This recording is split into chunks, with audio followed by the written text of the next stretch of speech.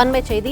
அமலாக்கத்துறை பதிவு செய்த வழக்கின் விசாரணையை தள்ளி வைக்க கோரி முன்னாள் அமைச்சர் செந்தில் பாலாஜி தாக்கல் செய்த மனு தள்ளுபடி செய்யப்பட்டிருக்கிறது.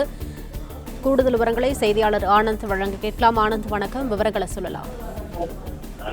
வணக்கம்.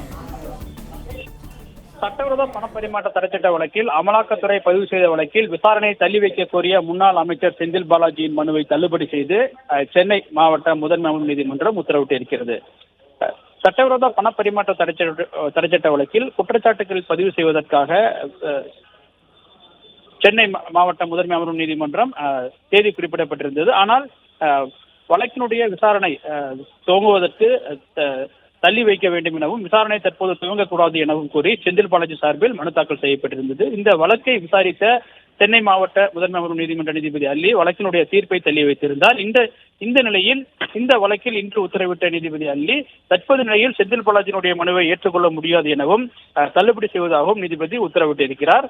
மேலும் இது தொடர்பாக தாக்கல் செய்த மனுவை, அதாவது விசாரணையை தள்ளி வைக்க வேண்டும் என்ற கோரிய மனுவை ஏற்புடையதாக இல்லை என தெரிவித்த நீதிபதி மனுவை தள்ளுபடி செய்வதாகவும் உத்தரவிட்டிருக்கிறார்.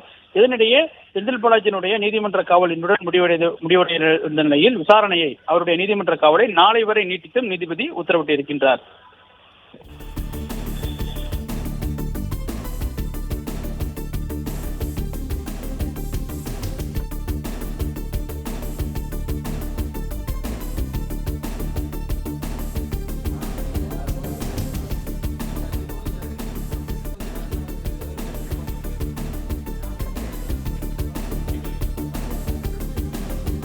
தகவல்களுக்கு நன்றி, ஆனந்த்.